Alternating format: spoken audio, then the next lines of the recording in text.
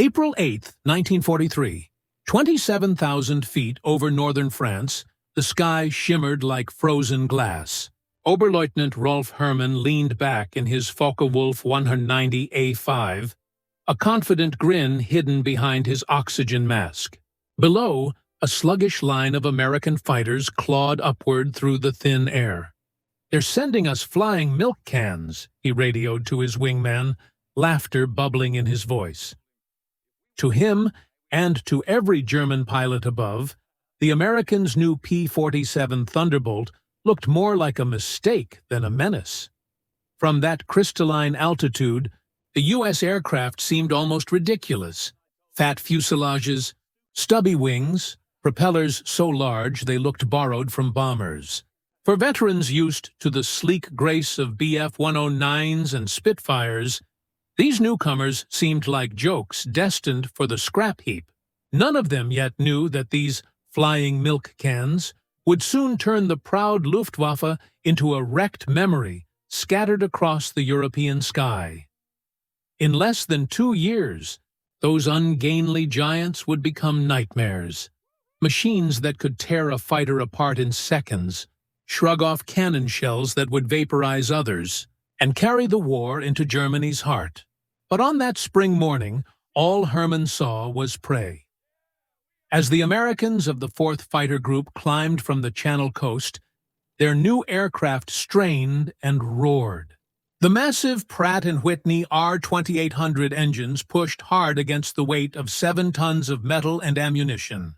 Inside the cockpits, young U.S. pilots sweated, gripping controls they barely trusted. Many of them had flown Spitfires before joining the U.S. Army Air Forces. The Thunderbolt felt alien, big, heavy, unresponsive. Yet, beneath its clumsy shape lay raw power, waiting to be mastered. Major Don Blakesley, a veteran of Britain's Eagle squadrons, led the group that day. He understood what his men didn't yet realize.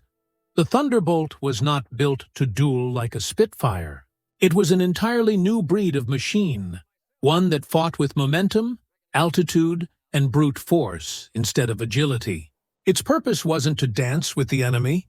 It was to smash him. High above, the Germans maneuvered into attack formation. The trap was classic Luftwaffe.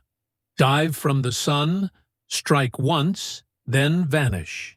For years, this tactic had worked perfectly. But something was different now. When the two formations finally clashed, the sky exploded into chaos. German guns flashed. Tracers sliced across contrails. The newcomers scattered in panic. Within minutes, several Thunderbolts were trailing smoke. From the ground, it looked like confirmation of every German joke. These new American planes couldn't even defend themselves. Yet, the laughter wouldn't last. The story of the P-47 Thunderbolt began 3 years earlier. In June 1940, when France collapsed under the German Blitzkrieg, alarmed by the Luftwaffe's dominance, the U.S. Army Air Corps sent urgent orders to Republic Aviation. They needed a fighter that could match the German machines, fast, high-flying, and heavily armed. Chief designer Alexander Kartveli studied the request and made a decision that defied tradition. Instead of chasing lightweight speed, he built for power and survival. "It will be a dinosaur," he told his engineers, but a dinosaur with the right proportions. The prototype XP-47B that rolled out in 1941 was enormous, its turbo supercharger filling nearly the entire rear fuselage. Test pilots stared in disbelief. "Does it even fly?" one muttered. It did, and at altitude, it flew like nothing else. The double-row R-2800 engine, coupled with the turbo system, could deliver full power where German fighters gasped for oxygen. At 27,000 feet, the Thunderbolt remained strong, while Messerschmitts stalled and wheezed. But the price of that power was danger. During training in 1942, accidents were constant. The big radial engine's torque flipped aircraft during takeoff. Landings often ended in shattered landing gear. High-speed dives caused compressibility, a strange new phenomenon that froze the controls solid. In those grim months, the P-47 killed more American pilots in training than the Luftwaffe would in early combat. Still, for those who tamed it, the Thunderbolt revealed its secret. Lieutenant Robert Johnson, an Oklahoma farm boy destined to become one of America's top aces, remembered his first flight. It felt like riding a locomotive. You didn't fly it, you aimed it. By spring 1943, the P-47 was finally ready for war.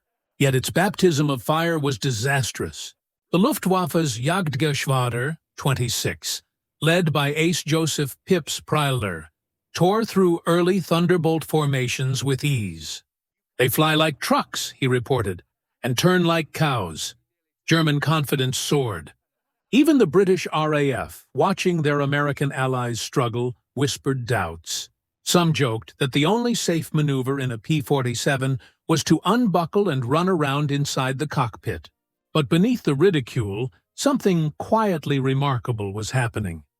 The P-47s that limped home bore scars that would have doomed any other aircraft. Mechanics counted dozens of cannon holes, shredded control surfaces, entire sections of skin peeled away, and yet the planes still flew. The radial engine's air cooling meant no coolant to leak, no radiator to rupture. It could take bullets through the nose and keep running. In May 1943, a Thunderbolt returned from France with more than 100 bullet strikes and 21 cannon impacts. The pilot survived. German intelligence dismissed such reports as exaggerations.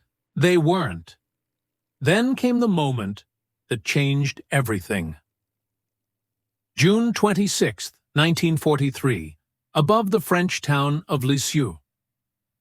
Second Lieutenant Robert S. Johnson of the 61st Fighter Squadron flew near the back of a 48-plane escort group when the sky erupted. 16 Focke-Wulf 190s from JG-26, led by Wilhelm Galland, dove out of the sun. Johnson's aircraft was hit almost instantly. Cannon shells smashed through the fuselage. The canopy shattered. Flames burst behind the dashboard. Shrapnel tore into Johnson's face and legs. He tried to bail out, but a shell had jammed the canopy rail. Trapped in a burning aircraft at 27,000 feet, he did the unthinkable. He fought to keep flying. Through oil-smeared glass, blinded and half-conscious, Johnson pointed his crippled Thunderbolt toward the English coast. Every vibration felt like the engine's last breath. Then, from above, came another Focke-Wulf. One German pilot, alone. He opened fire. Cannon shells ripped across the Thunderbolt's wings. Johnson ducked behind his armor plate, praying for a quick end. But the engine roared on. The German closed again, firing his remaining rounds until the guns clicked empty. Out of ammunition, he eased alongside the mangled American plane. Johnson saw the young German's face clearly, shocked, almost respectful. The enemy gave a small salute and rolled away. Against all logic, Johnson's P-47 kept flying. It limped across the channel and landed at Manston Airfield, collapsing onto its landing gear. The crew stopped counting bullet holes at 200. 3 of the main fuselage supports were severed. The control cables were half-cut. The engine casing was shredded. Yet, the machine had survived. When word of the event reached both sides, disbelief rippled through the ranks. American engineers tore apart the wreckage in awe. German officers reviewing combat reports called it impossible. "No aircraft can take that punishment," one colonel insisted. But witnesses from JG-26 confirmed every detail. The myth of the flying milk can began to crumble. For the Americans, Johnson's survival was more than luck. It was revelation. The P-47's brute strength was not a flaw. It was a weapon. They began to adapt their tactics accordingly. Altitude became their ally, speed their shield. Dive, fire, climb, and escape. Never turn, never dogfight. The Thunderbolt was evolving into what it was meant to be, an airborne hammer. By midsummer 1943, new confidence spread through the 56th Fighter Group. Lieutenant Colonel Hubert Zemke, once skeptical, now saw the aircraft's true potential. "Don't turn with them," he told his men. "Use what they can't, speed and power." Soon, the Luftwaffe would learn that lesson the hard way. The skies above Europe were no longer just battlefields. They had become arenas of thunder and fire. And into this chaos rose an aircraft that no one expected would rewrite the rules of air combat. It wasn't sleek like the Spitfire or elegant like the Messerschmitt. It was massive, heavy, and almost ungainly. Pilots called it the Jug, short for Juggernaut. But soon, that name would take on a terrifying meaning for those who faced it. The Republic P-47. Thunderbolt had begun as an aircraft everyone underestimated. Even some American pilots joked that it climbed like a brick and turned like a barn door. But that laughter wouldn't last long, because as 1943 unfolded, the Jug was transforming from a joke into a legend. "Don't climb with them at low altitude," the flight instructors warned. "Use your weight. Use your power. Use your guns." That advice would soon define the Thunderbolt's entire combat philosophy. What others saw as a weakness, its massive size, became its greatest strength. In a dive, the P-47 was untouchable. From 30,000 feet, it could reach speeds exceeding 550 miles per hour. No German fighter, not even the Focke-Wulf 190, could catch it in a vertical plunge. That's when pilots like Captain Walker Bud Mahurin changed the game. He developed what would later be called the boom and zoom tactic. Though among P-47 pilots, it was simply the Thunderbolt turkey shoot. Instead of twisting through tight dogfights, Mahurin's squadron soared high above the enemy. From 30,000 feet, where the Luftwaffe's engines struggled for breath, the Thunderbolts would roll inverted, dive like meteors, and unleash destruction from the heavens. When those 850 caliber Browning machine guns opened fire, the air itself seemed to shatter. Surviving German pilots described it as facing a wall of lead. Entire formations disappeared in seconds, aircraft disintegrating mid-air, crews vanishing in blinding flashes of aluminum and fire. The Americans called it fire discipline. The Germans called it death without warning. The full fury of this new warfare erupted on August 17, 1943. The twin raids on Schweinfurt and Regensburg. It was the deepest strike into Germany yet attempted. Hundreds of B-17 flying fortresses roared toward their targets, each escorted by small groups of Thunderbolts. Their mission? Protect the bombers until fuel forced them home. Major David Schilling led one of these squadrons. High above the clouds, his radar operator spotted a formation of Messerschmitt Bf-110 destroyers, preparing to pounce on the bombers with cannons and rockets. Schilling didn't hesitate. His Thunderbolts rolled over and dove like falling anvils. One German gunner, Obergefreiter Hinrich Roth, who somehow survived, later described the sight. "They came down like hammers from heaven. I fired, saw my rounds strike the wing. The American didn't even flinch. Then he fired. The aircraft ahead of us ceased to exist. Not shot down. Erased. In less than a minute, 10 German twin-engine fighters were gone. The survivors fled in shock. Never before had the Luftwaffe seen such sheer, mechanical brutality in the sky. Each Thunderbolt carried 3,400 rounds, nearly 900 pounds of ammunition, carefully mixed with armor-piercing, incendiary, and tracer rounds.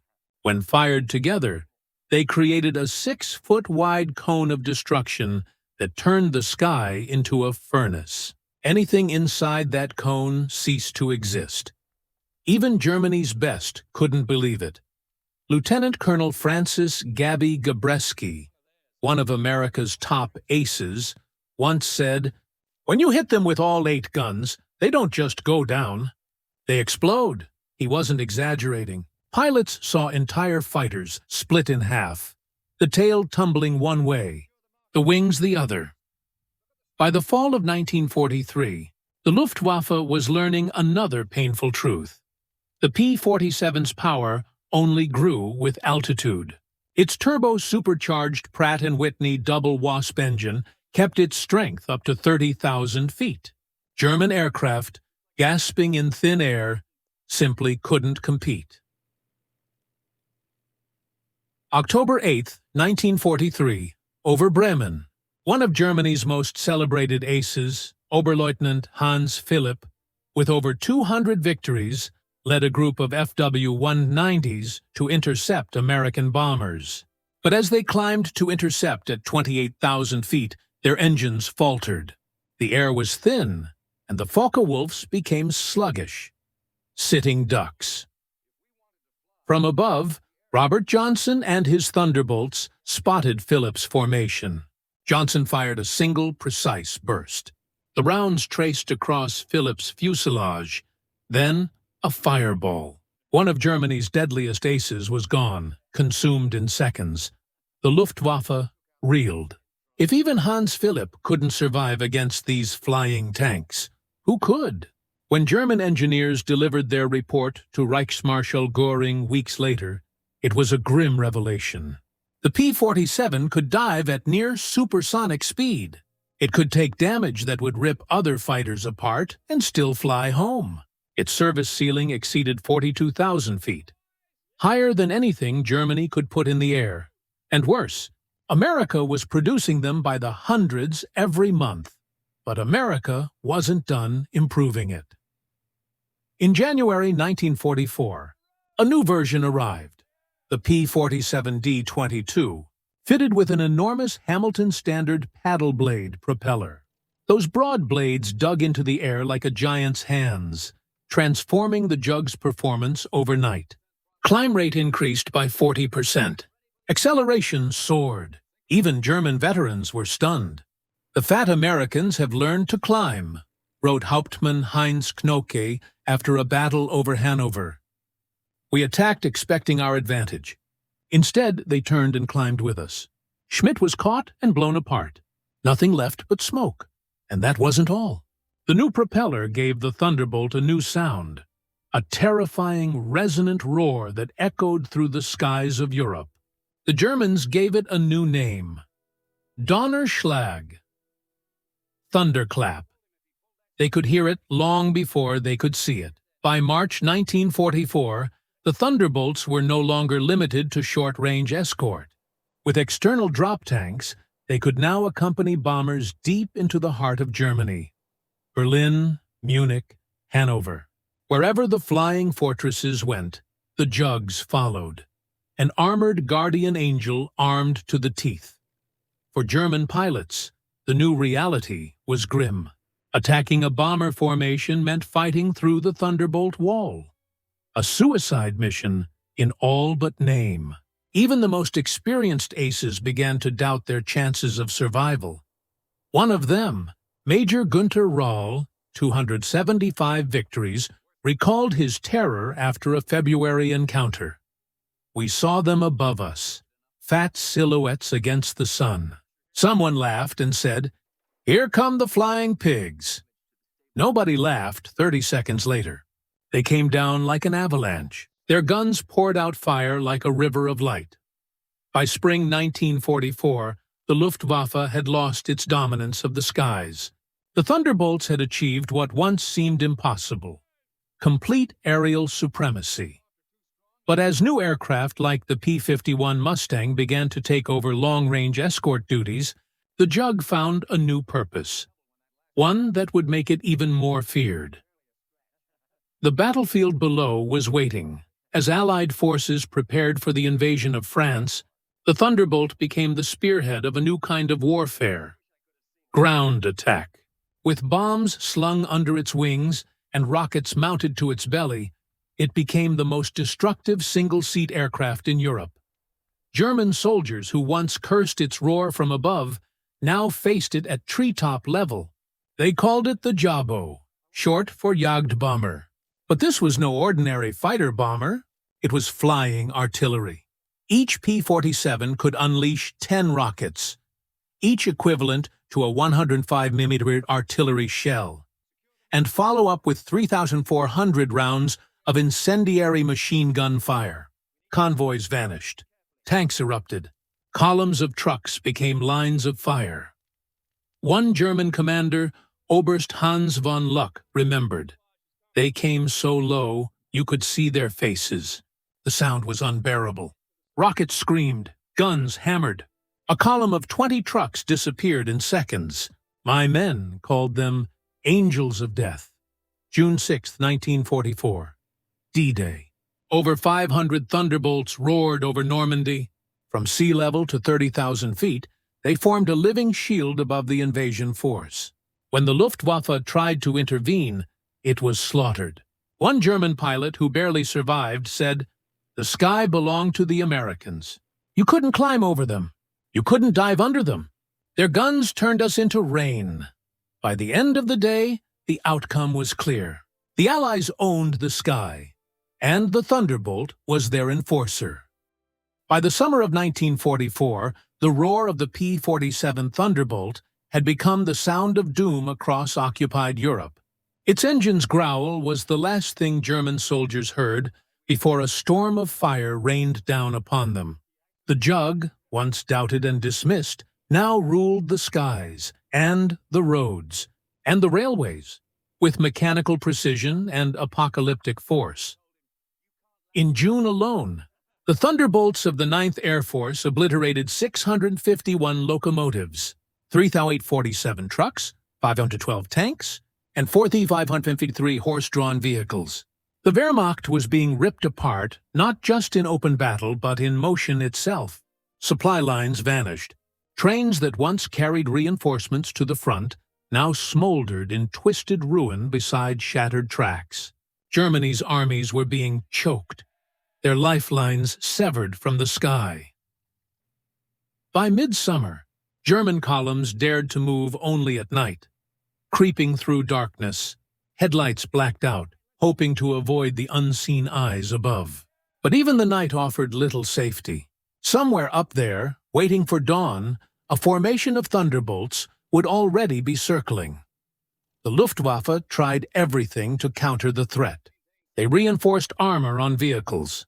They covered trucks with branches, painted tanks in earth tones, built decoy convoys from plywood and canvas.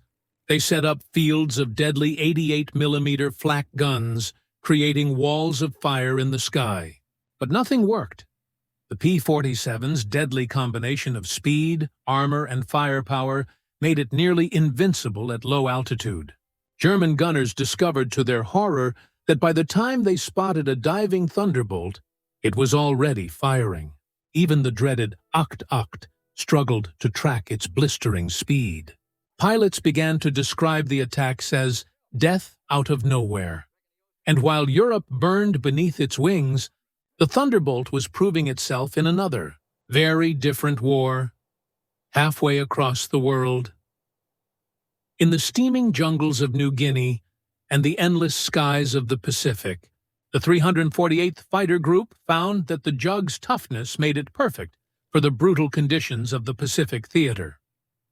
Colonel Neil Kirby, leading the 348th, saw at once what he had: a weapon that could take punishment, fly incredible distances, and hit like nothing else in the air. On October 11, 1943, Kirby led just 4 Thunderbolts against 40 Japanese aircraft near Wewak. When the smoke cleared, 6 Japanese planes were down, all claimed by Kirby himself. He returned alone, riddled with holes, his aircraft barely holding together. He earned the Medal of Honor that day. And the Japanese earned a new respect for the monster that had entered their skies. Japanese ace Saburo Sakai, one of the most experienced pilots in the Imperial Navy, would later write, We called them monsters. Our 20mm cannon, which could destroy a P-40 with a few hits, seemed useless. I fired dozens of rounds into one Thunderbolt and watched it fly away. Its return fire tore aircraft apart. There was no defense against it. The Pacific demanded endurance, and America answered. The P-47N, a stretched-wing variant built for distance, carried massive fuel tanks within its wings, 93 gallons each, extending its range to over 2,300 miles. That meant one thing: Thunderbolts could now escort the mighty B-29 superfortresses all the way to Japan and back. The short-legged brute of 1943 had become a long-range executioner. But perhaps the ultimate test of the Thunderbolt's design came against a new and terrifying enemy: the jet age. By late 1944, German engineers had unleashed the Messerschmitt Me-262, the world's first operational jet fighter. With speeds over 540 miles per hour, it seemed untouchable. German pilots believed they had finally found a weapon to turn the tide. But they were wrong. Thunderbolt. Pilots quickly learned that the Me-262 was vulnerable during its weakest moments, takeoff and landing, and in steep dives from altitude. November 27, 1944. Lieutenant Colonel John C. Meyer of the 352nd Fighter Group proved it.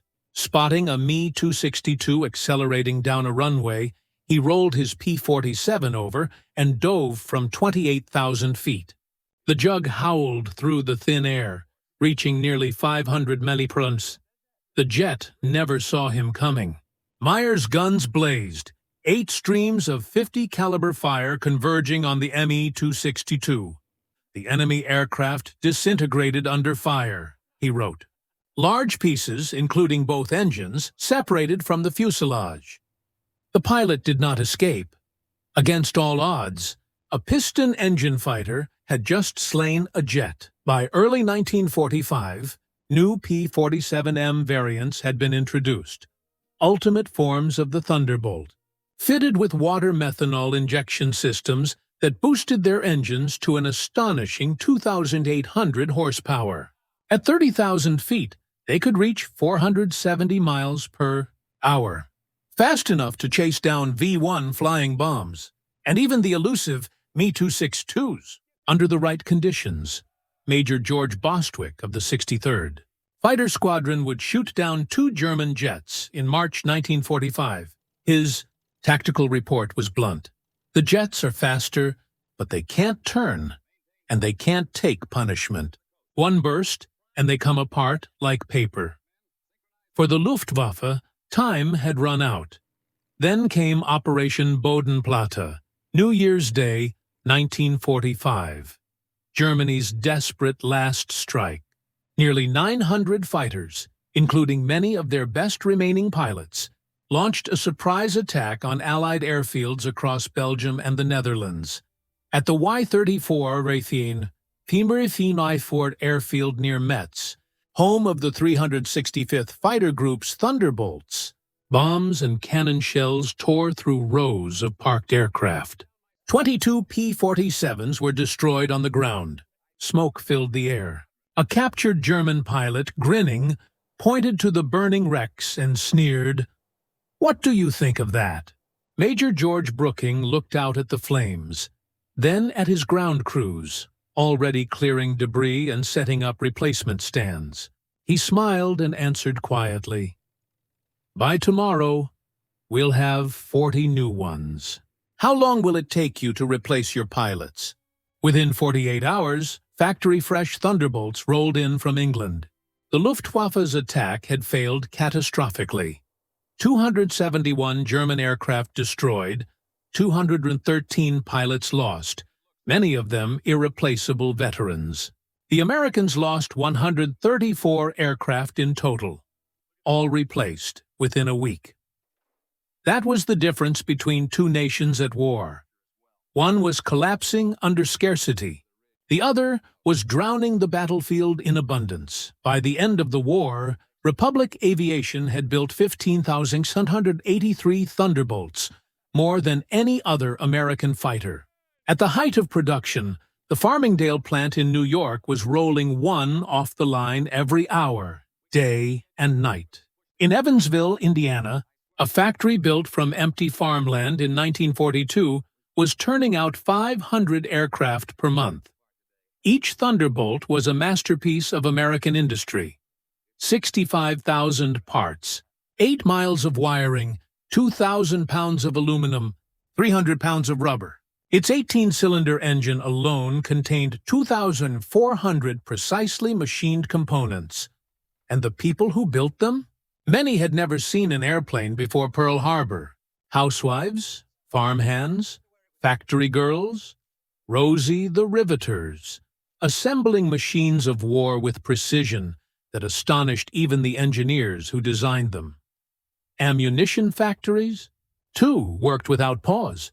The Lake City Arsenal in Missouri produced 30 million rounds per month, each cartridge made to microscopic tolerances. Every mission required thousands of rounds, and hundreds of Thunderbolts flew daily, consuming over 10 million rounds of 50 caliber ammunition each month.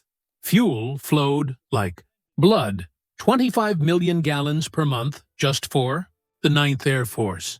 And it kept coming across the Atlantic through storms and submarines, feeding the growing storm of Allied power. Yet even more critical than machines or fuel were the men behind the controls. American pilot training had become a marvel of organization. By 1944, the United States was graduating 30,000 pilots per year, more than Germany had trained in the entire war. Each one had logged over 400 flight hours before ever facing combat. German trainees, by contrast, often entered battle with barely 100. Lieutenant Eugene Roberts remembered arriving in England in late 1944. I had 420 hours in my logbook, 75 of them in the P-47. I'd practiced deflection shooting, flown in formation, studied gun camera footage from real missions. When I saw my first enemy fighter, I already knew exactly what to do. The German I faced probably had half my training. It wasn't a fair fight. And it wasn't. By early 1945, the Thunderbolt had become more than a fighter. It was a symbol of endurance, of overwhelming might, of a nation that could build faster than its enemies could destroy. Even Germany's surviving aces admitted it. Joseph Priller, who once mocked the Thunderbolt as a pregnant cow, gave an unfiltered interview in March 1945. The Thunderbolt is the best fighter bomber ever built. Its firepower is unmatched. It carries bombs like a bomber, fires rockets like artillery, and fights like a true fighter. But what it represents is worse. Endless production. We lose one, it's gone forever. They lose 10, they build 20. We laughed in 1943. We're not laughing now. By the final months, the Luftwaffe existed only on paper. Fuel shortages grounded most of its aircraft. Airfields were craters. Young pilots were thrown into combat after a dozen training flights. Against them, the Thunderbolt reigned supreme, an unstoppable wall of steel, fire, and thunder. Feldwebel Klaus Brechtender, one of the last Luftwaffe trainees to fly in 1945, recalled his first and only mission. I saw them coming from above. 4 Thunderbolts. Perfect formation. I turned hard, but they were too fast. One fired from 500 meters. My plane shook like it was struck by hammers. The engine exploded. I bailed out. In my parachute, I watched 6 of our fighters destroyed in seconds. The sky was falling. The fear was so deep, it had a name: Jabo fever. German pilots reported nausea, trembling, and blurred vision at the mere sound of the Thunderbolt's approach. Ground troops dove for cover at the distant growl of its engine. It wasn't just a machine anymore. It was a presence, a shadow over Europe. By the war's end, the numbers told the story. 3,752 German aircraft destroyed in air combat, 3,315 on the ground, 86,000 railway cars, 9,000 locomotives, 6,000 armored vehicles, 68,000 trucks. And that was only Europe. In the Pacific, 6 927s, Japanese aircraft destroyed in the air, 1,500 vehicles, and countless ships and barges turned to twisted wreckage under the Jug's guns. The Thunderbolt had become what its name promised, the hammer of the gods, crashing from the heavens. When the guns finally fell silent in May 1945, one sound still echoed in the memories of thousands who had fought beneath the European sky: the deep, rolling thunder of Pratt & Whitney engines. For the men on the ground, it was the sound of fear. For those in the cockpit, it was the sound of victory. And for history, it became the unmistakable roar of American dominance in the air. By the war's end, the 9th Air Force alone, flying mostly P-47 Thunderbolts, had recorded over 213,000 combat sorties, dropped 120,000 tons of bombs, and fired more than 135 million rounds of ammunition. They launched 60,000 rockets, destroyed tens of thousands of vehicles, trains, and tanks, and achieved a kill ratio of 4.6 to 1 in aerial combat. Yet their success wasn't measured in statistics. It was measured in survival. The Thunderbolt had the lowest loss rate of any Allied fighter bomber. Behind those numbers lay the shattered remains of the Luftwaffe and the sobering cost of arrogance. Germany lost over 28,000 fighter pilots to Western Allied air forces. Each represented years of training and experience that could never be replaced. By 1945, the average Luftwaffe pilot had logged barely 30 hours of combat time. The average American Thunderbolt pilot had over 200. The difference between defeat and dominance wasn't courage. It was preparation. Captured documents found at Oberursel, Germany's main interrogation center for downed Allied pilots, revealed a stunning evolution in German assessments of the Thunderbolt. In April 1943, they dismissed it outright. Large, unmaneuverable, inferior in all aspects except dive speed. By December 1943, the tone had changed. Extreme structural strength, exceptional high-altitude performance, firepower increasingly problematic. By June 1944, it was dominant fighter bomber, firepower devastating. Structural strength makes shoot-down extremely difficult. And by March 1945, the conclusion was simple. Best fighter bomber of the war. Unmatchable combination of firepower, durability, and pilot skill. Direct engagement. Unsustainable. It was a rare moment of German understatement. 4 decades later, in 1985, former Luftwaffe and USAAF pilots met at a veterans reunion in Phoenix, Arizona. Among them was General Lieutenant Adolf Galland, once Germany's top fighter commander. When asked what he thought of the P-47, Galland paused for a long moment before answering. "We made a terrible mistake in 1943, he admitted. "We saw this big, heavy fighter and laughed. We thought the Americans had built a bomber and called it a fighter. We were wrong. They built an American fighter, not for finesse, but for endurance, production, and firepower. They understood that the plane which could take punishment and still deliver it would win the war. And they were right." Galland recalled flying a captured Thunderbolt after the war. "It climbed like it was falling upward," he said. "The cockpit was comfortable, visibility perfect, the controls smooth and strong, but what struck me most was how America built more than 15,000 of these machines, each with an engine more complex than anything we produced, while fighting a 2-ocean war. That's when I knew we never had a chance." To German pilots, the sound of the P-47's 850 caliber Browning machine guns became infamous. They called it Roosevelt's piano. Once you heard it, you never forgot it. A deadly symphony of thunder and fire. Every part of the Thunderbolt embodied America's industrial might. Its wing spars could withstand 3 times the aircraft's loaded weight.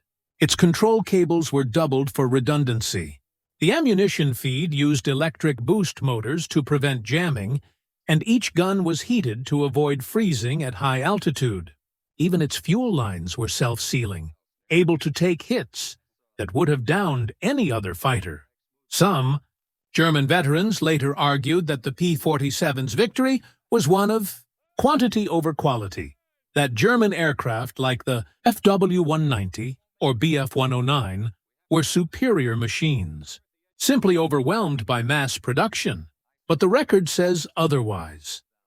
In dogfights where numbers were even, the Thunderbolt's combination of stability, firepower, and survivability consistently prevailed. The secret was in its 8 Browning M2 machine guns, a probability weapon. A 2-second burst from those guns could put 20 rounds into a target the size of a fighter. That meant 1 burst, 1 kill. Its ammunition, too, told a story of engineering precision. The 50-caliber armor-piercing incendiary rounds used a delayed fuse, allowing them to punch through steel before detonating. Each round burned at 3,000 degrees, hot enough to ignite aluminum and melt engine blocks. German 20mm shells, by contrast, often exploded on impact, visually impressive, but less effective in bringing aircraft down. By every measure, firepower, protection, endurance, the Thunderbolt redefined what a single-engine fighter could be. Weighing 10,000 pounds empty, it was heavier than some twin-engine planes. But that weight was strength. It made the aircraft nearly indestructible. Many pilots returned with engines dead, wings shredded, even holes large enough to crawl through. Yet they lived and flew again. To the Americans, the P-47 became a symbol of industrial perfection and battlefield reliability. To the Germans, it was a nightmare that descended from the clouds. In 1943, they had laughed. In 1944, they feared it. By 1945, they were broken by it. At the U.S. Air Force Museum in Dayton, Ohio, a restored P-47D stands today among legends: Spitfires, Mustangs, and Messerschmitts. The placard lists its specifications, but the true story lies in a small display beside it. A strip of gun camera film showing a German fighter disintegrating mid-air, and a quote from a captured Luftwaffe pilot. "We laughed when we first saw them. Fat, ugly fighters that couldn't turn, couldn't climb, couldn't fight. We stopped laughing when we realized they didn't need to turn or climb. They just pointed those guns, and you ceased to exist." The laughter died with our comrades. That line, preserved from 1945, captures the transformation of the war's most underestimated aircraft. The P-47 Thunderbolt entered combat as a joke. Too slow, too heavy, too crude. And ended it as a legend. It had crushed the Luftwaffe, shattered German morale, and proven the genius of American engineering on an industrial scale. Its roar had become the sound of Allied victory, the thunder that rolled across Europe, marking the end of a world consumed by war. And as the final days of the Reich faded beneath clouds of smoke and ruin, even German veterans could not deny what the Thunderbolt had achieved. It wasn't just a machine, it was a message forged in steel, fire, and courage, that power backed by purpose can change the course of history. By the time silence returned to the skies, the lesson was written forever in the ruins below. The thunder had spoken, and the sky belonged to America.